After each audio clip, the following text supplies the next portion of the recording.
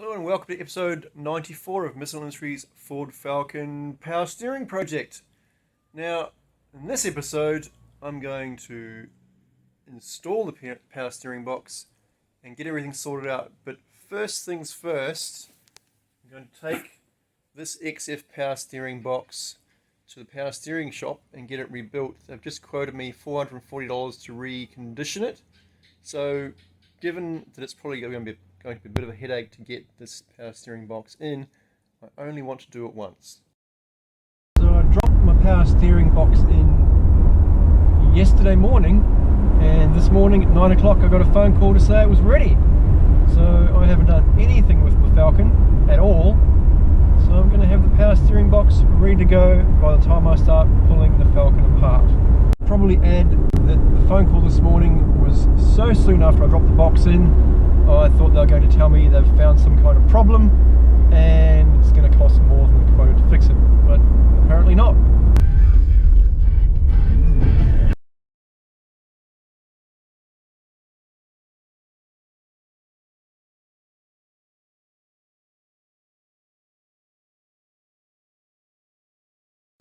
Safe and sound at home now. My new reconditioned XF steering box ready to go into my XC Ford Falcon. Now all I have to do is find the time to get this done. Before I get carried away trying to unbolt things, I'm going to get my front wheel off and then go over all my bolts with some WD-40 and let it sit overnight. See how we go tomorrow morning. I've recently had the steering column bolts out, so I won't expect much resistance from these, but we'll go over them just in case. Maybe a little bit in there as well. Maybe a little bit more on these as well.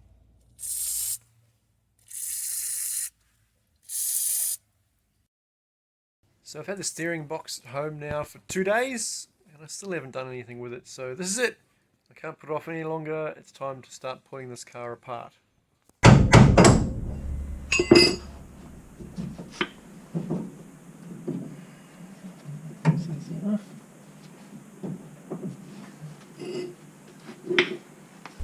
Just need to undo the steering column next.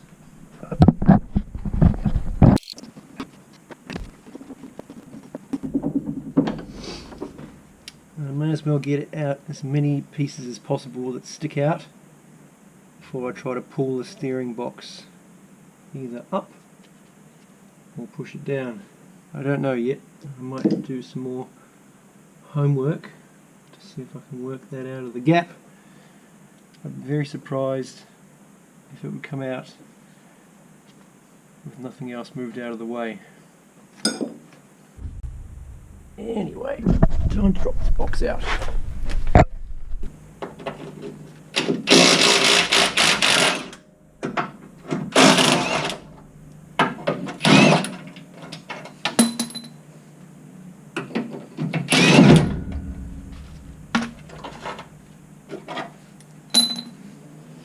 Okay, so the steering box is now loose. Big question now is, how do I get it out of there? Going to unbolt the booster from inside the driver's footwell, and now I'm going to pull the booster forward in the engine bay and hopefully forward and up without disconnecting the master cylinder. Hopefully that gives me enough clearance to get that steering box out.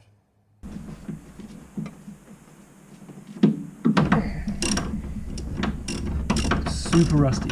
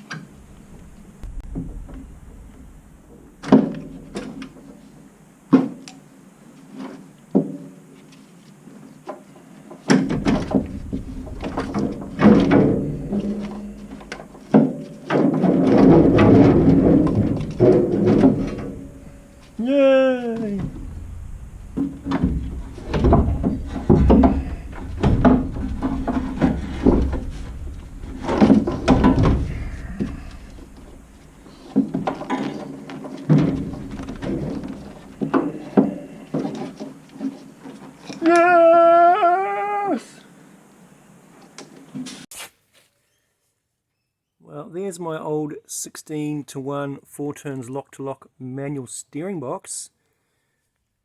And here is my new U-Butte XF power steering box.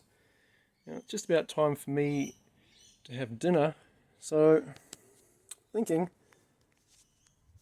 I will pick this up later this evening and get that box bolted up before the end of the night at least.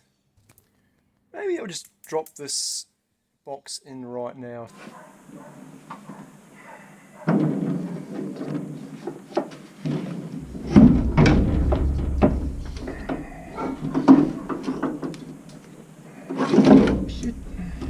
It's somewhat in, it's loosely in place, it's not pinching any wires now, so I'll pick this up after dinner. And I'm back. It's dark outside, so it must be this evening, and it's time to do a little bit more work to this car before I call it quits for the night. Might try and get that box loosely bolted up to the pitman arm, to the rest of the steering anyway, and to the frame and to the steering column. See how we go.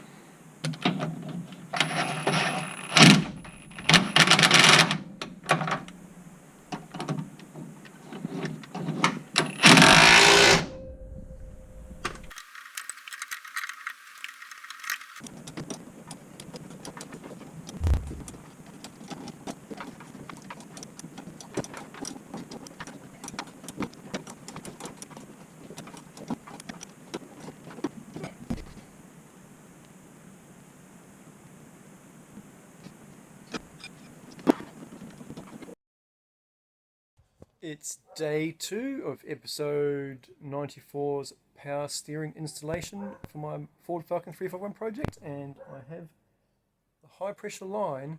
I'm about to bolt it into the power steering box, so hopefully this works out. So I have my lines in on the power steering box side. Now I'm just trying to organise my hard lines underneath the engine so they maximise my clearance down around the headers on this side, because if I get careless, the pipe comes up for the low pressure line and brings the hard line awfully close to the headers. So what I'm going to do now is get underneath the car, see what I can move around to get this to work. After having a bit of a squiz on eBay, the special eBay brackets that cost a small fortune orientate the hoses or the steel pipes on top of each other. And obviously these aren't going to do the trick until I modify them, but so I've already crushed this one on the vise to stack the pipes on top of each other, and what I'm going to do is cut the outsides of these rubber grommets to tuck neatly into there, and that will be my budget solution for the brackets underneath the engine. I'm pretty pleased with that. Once again, it's evening, but progress has been made. I'll show you what I've done. Here's my hard lines mounted up under here using my bodgy combination of parts.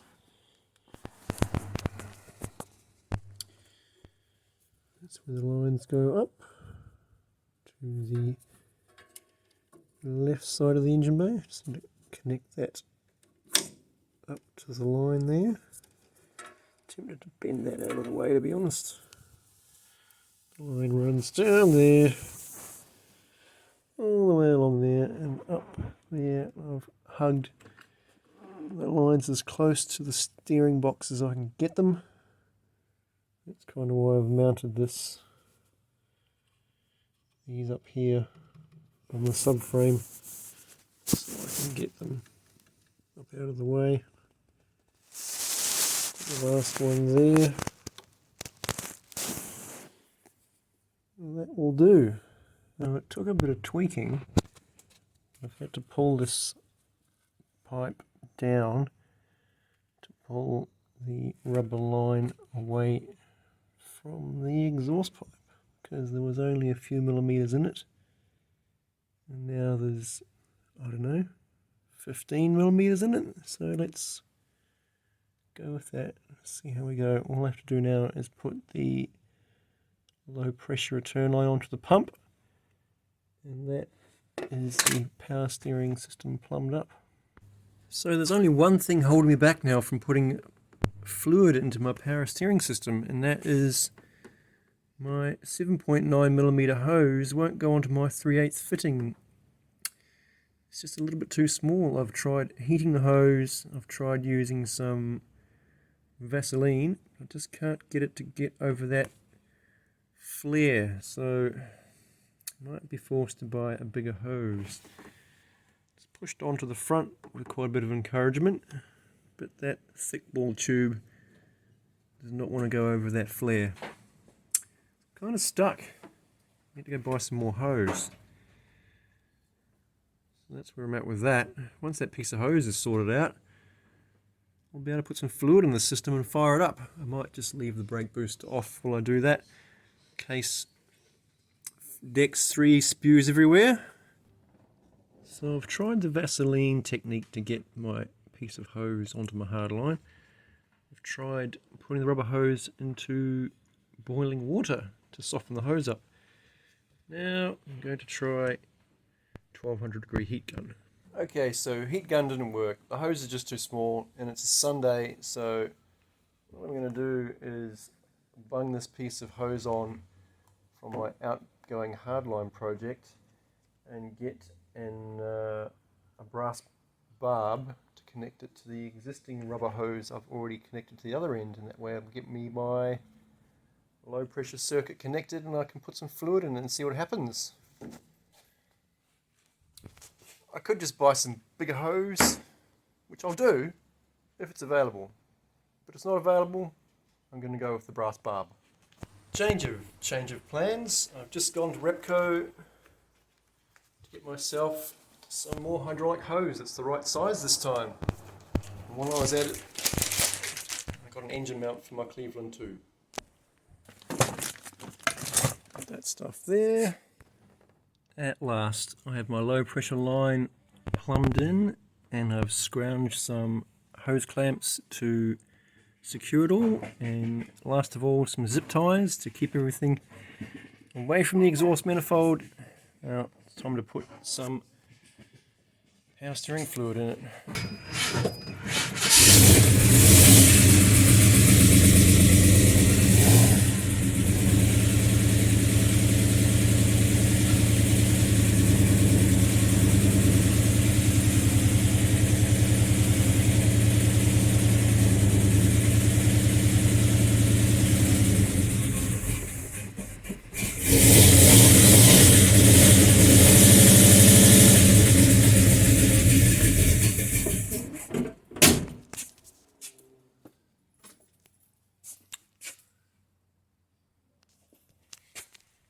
I saw smoke.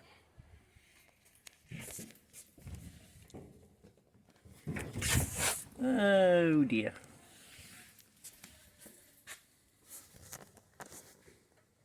I don't think I've got my line tightened up enough. Maybe a shifter.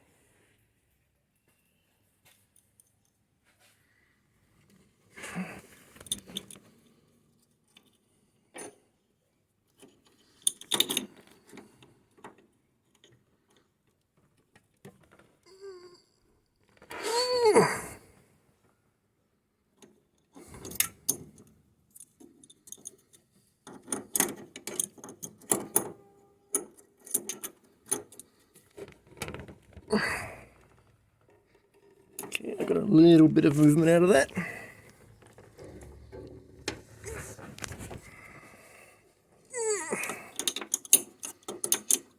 Maybe I won't need to go to the shop tomorrow.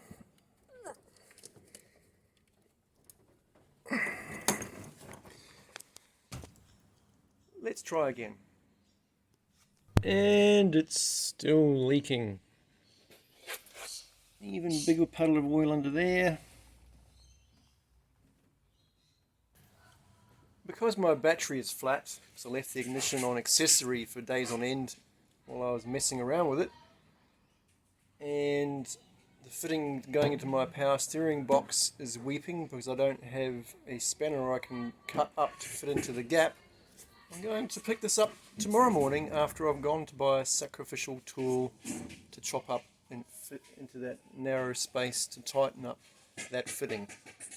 What I think I'm going to do is get that tool, chop it up, make sure it's nice and snug with maximum leverage, and I'm going to loosen off the power steering box as it mounts onto the chassis rail, loosen off all the fittings for the hard lines to maximize my chances of getting that fitting to tighten down as far as possible before I go buttoning everything else up nice and tight.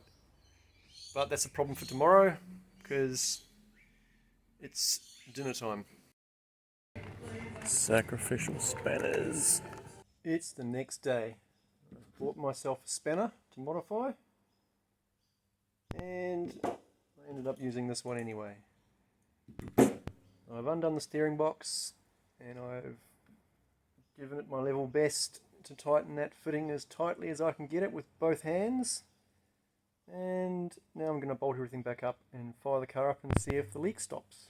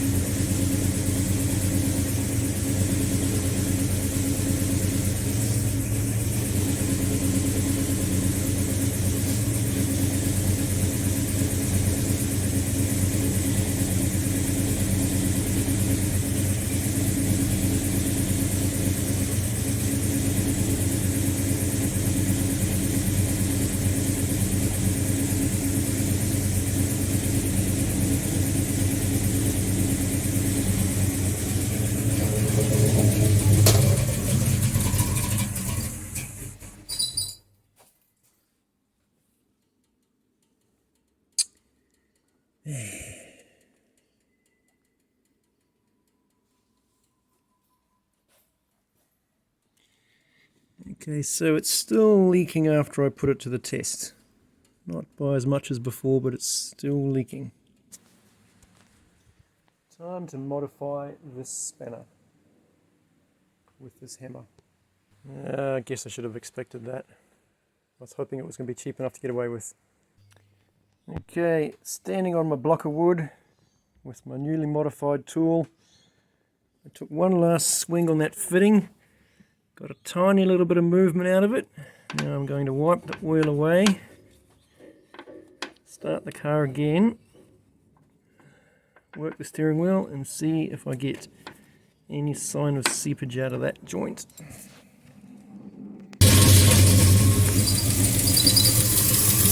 Yay! Yay!